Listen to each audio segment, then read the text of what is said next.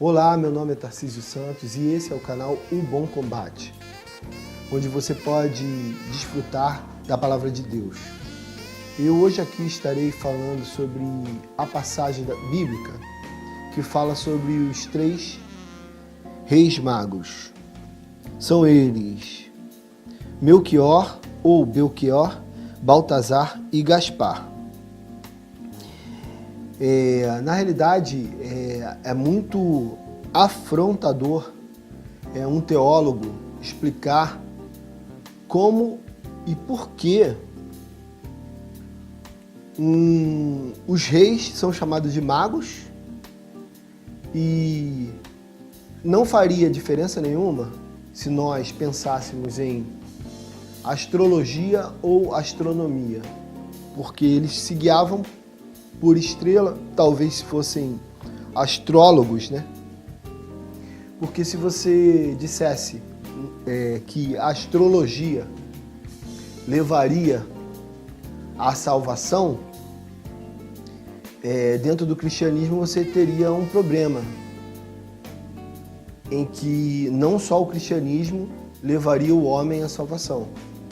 Se você considerar que os 3 reis magos são astrônomos, seria o estudo, a ciência, né?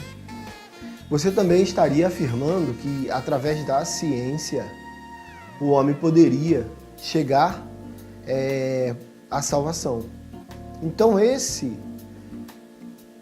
é o dilema que nós temos. Na realidade, eu penso que, antes de ler a passagem, né, eu penso que qualquer coisa na vida, Deus pode usar qualquer coisa para fazer com que você se chegue a Ele. Pode usar um romance não correspondido, mal correspondido. Pode usar um livro de história. Pode utilizar um amigo, uma amizade. Pode utilizar uma morte. Pode utilizar muitas coisas. Porém, o que é interessante nesse texto é que, apesar de serem magos, ou astrônomos, ou astrólogos, o que você interpretar, esses homens chegam a Cristo através de uma estrela, e tem alguns pastores até que gostam de falar que quem guiou eles foi a estrela. Porém, quem mostrou o caminho onde estava Jesus foi a palavra, porque ele consultou outras pessoas ali e outras pessoas falaram, não. Outras pessoas foram falar para ele que tinha um nascimento acontecendo ali. E eles chegaram até Cristo da forma deles. O que é importante nesse texto é entender que qualquer pessoa pode chegar a Cristo. Pode chegar das 1000 formas, algumas que eu citei aqui, ou a vida pode te proporcionar milhões de formas de você chegar a Cristo.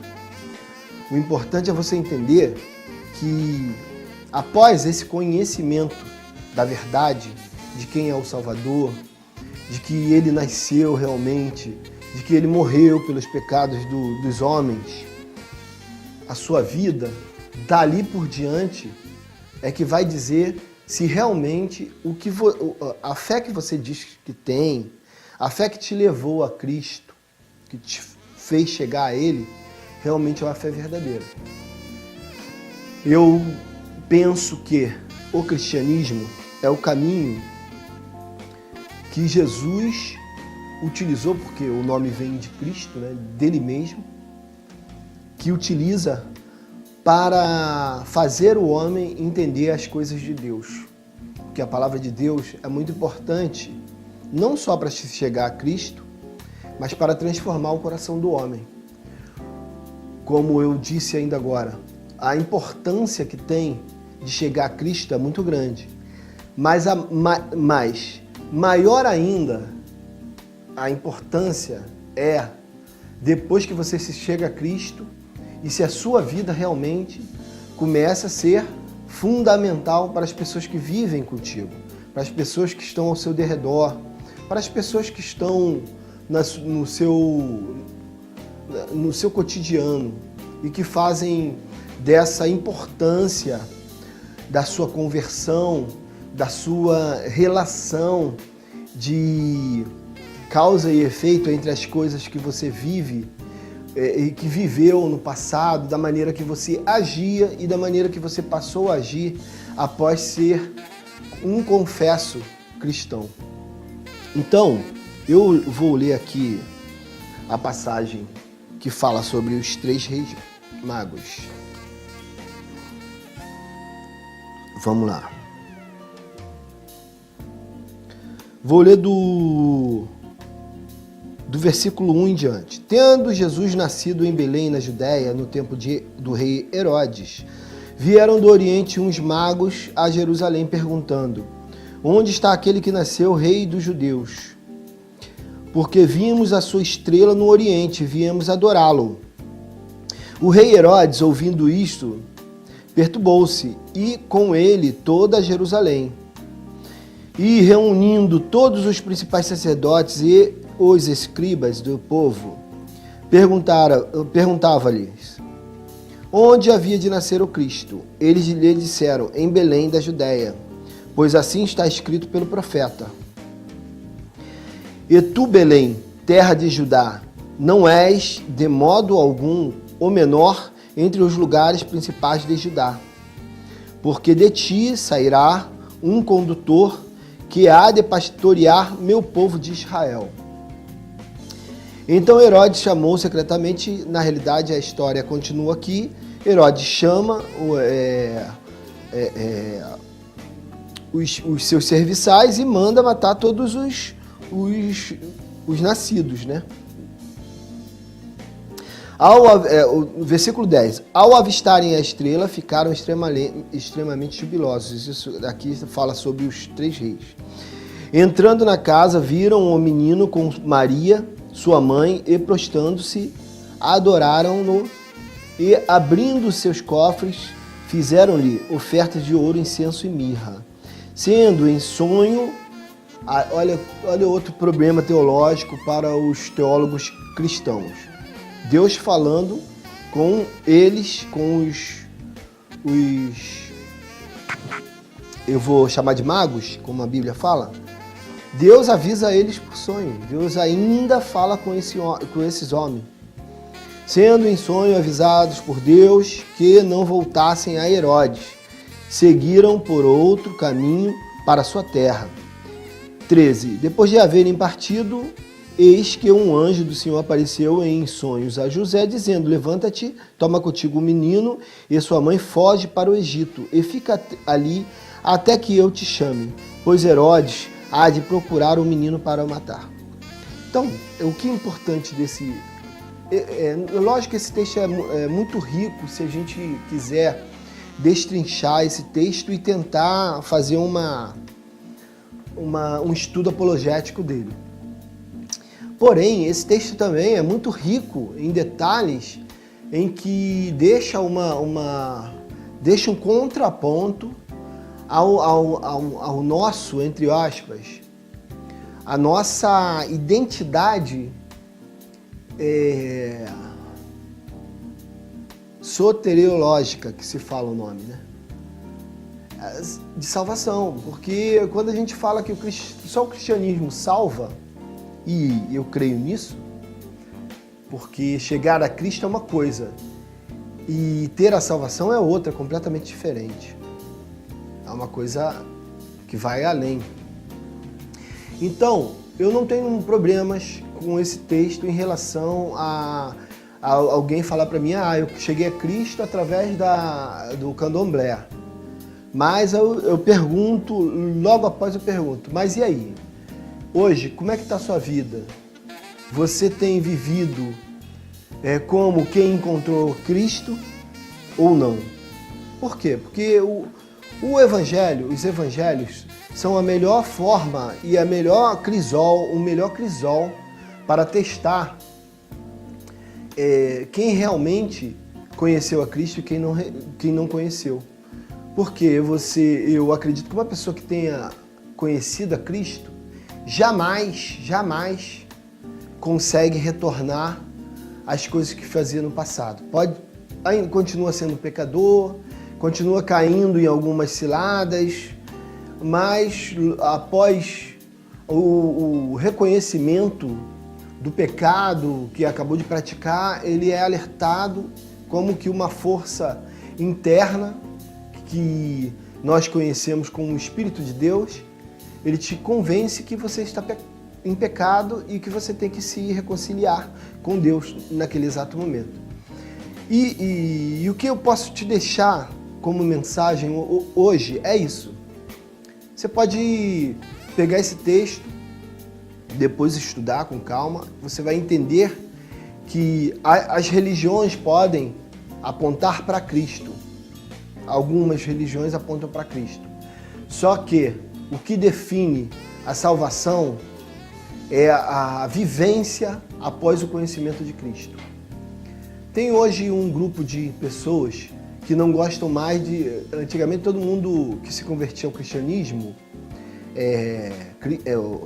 cristianismo evangélico, se diziam evangélicos. Hoje já existem grupos que não gostam de ser chamados de evangélicos. Por quê? Porque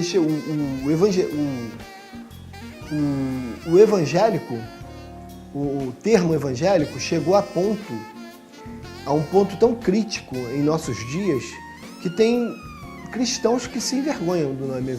As boas novas, o que Cristo traz para nós, eu não sou conservador a ponto de entender que o Antigo Testamento existem vários pecados que Deus ignorou de forma grande. Por exemplo, Salomão com suas mulheres, Davi com todas as suas mulheres, irmãos tendo relação com irmãs, filhos tendo relação com pais e depois, logo após, sendo abençoados, gerações abençoadas.